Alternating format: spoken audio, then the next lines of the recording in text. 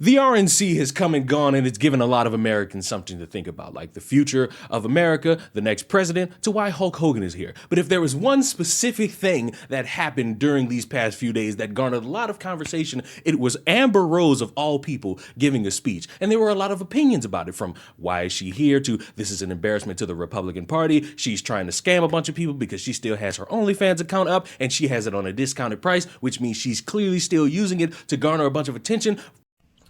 So I want to talk about the comments that Matt Walsh made as it related to Amber Rose's appearance and speech delivered at the RNC.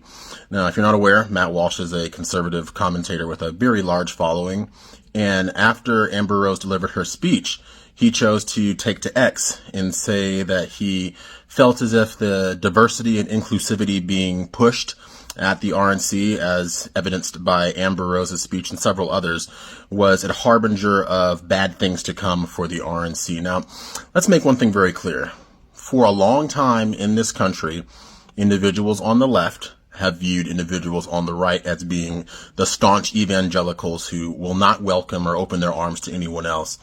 And what I want to remind people of is the fact that, yes, we know that Amber Rose may not be the most sterling example in all aspects of her life, but that's not the point, and we're missing the point.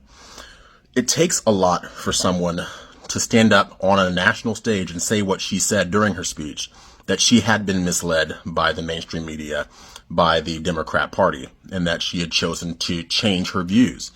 And I would argue that Republicans do themselves a huge disservice, and we risk harming our movement further if we continue to act as if we are the gatekeepers of what is allowed. Now, we are not looking to individuals to be the moral compasses per se. We know that everyone is flawed, every human has flawed, all have sinned and fallen short of the glory of God.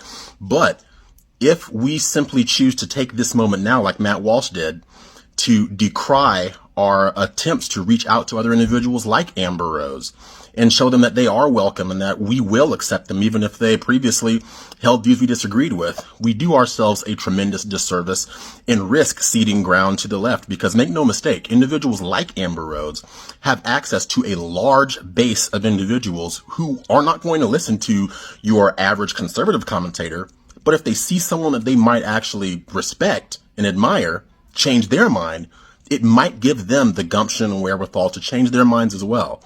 So I was disappointed to see Matt Walsh air those comments, and I'm hopeful that you will see how beneficial it would be for us to start truly proving that we are the ones who will offer grace and offer redemption to other individuals, particularly when it behooves us to reach out to these people and tell them that they are welcome in our party, so that we can hopefully get more people on our side as this election draws nearer. So those are my thoughts, and think about it. Based off of her doing this speech at this convention, but I think the most important take came from, of course, a woman on TikTok. That blonde, bobble-headed, bald-head, bimbo, bop-ass had the nerve to sit. Ooh, I can't stand Amber Rose. I cannot stand Amber Rose. Hernandez, I owe you an apology and I owe you a thank you. You should have knocked the Mario coins out that hoe. I know y'all saw that bald-headed bozo at the Republican National Convention.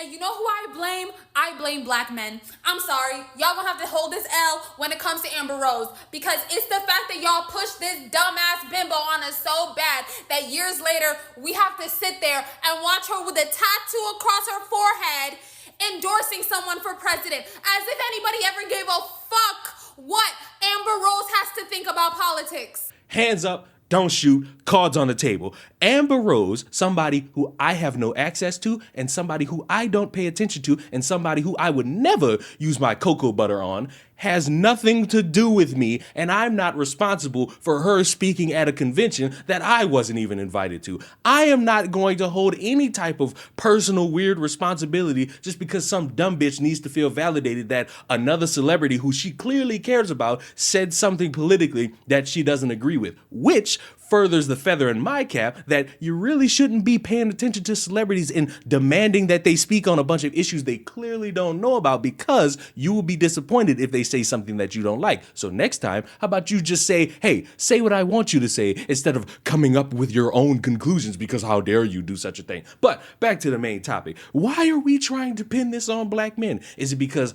a bunch of black men watched her and Kanye embarrass themselves? Is it because you just had some benign hatred that you wanted to center around a group of people because clearly nobody cares about you? I have no clear idea, because it don't make no fucking sense to look at one celebrity saying something you don't agree with and trying to pin it on me. I'm a victim here. I had to look at that forehead and try to hear her give a coherent speech about something, but I couldn't map it out at all because I was not focused and I was paying attention to that forehead. Her and her success and her being able to speak at this convention has nothing to do with me. She clearly showed support for Trump, and Trump or whoever runs the RNC said, hey, come speak and be this beacon, this mascot for all the young people, because clearly we couldn't find anybody else that is having an audience and a demographic of a bunch of young 20-year-olds and teenagers. So let's bring in Amber Rose, which I'm gonna be honest, I thought was a weird idea, because that's not somebody that I would bring in to speak at a convention of a bunch of politicians trying to speak to the American people. I understand people can change. I understand there's a lot of opinions about her being there and how it's an embarrassment to conservatives. But me personally, if you held a gun to my head and said,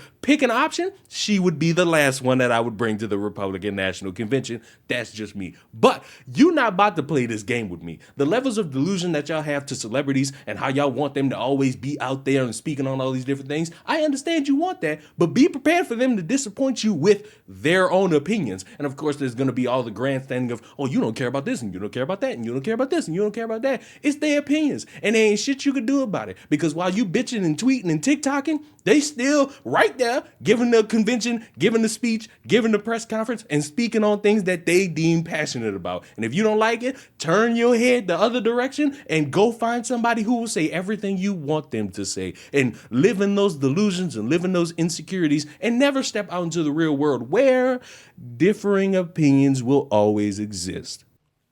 What I tell y'all? What I tell y'all? But y'all be mad at me. Y'all upset at me. Y'all get pissed off at me when I say these things, as if y'all don't prove me correct every day. I tell y'all all the time, the infinite money glitch on this app is to talk shit of the low-hanging fruit. And that low-hanging fruit within this country is black men. It never fucking fails.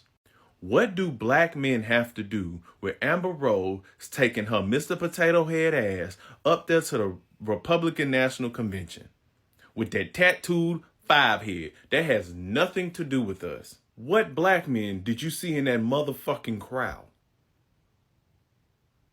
I'll wait. Y'all act like Amber Rose did not date white dudes.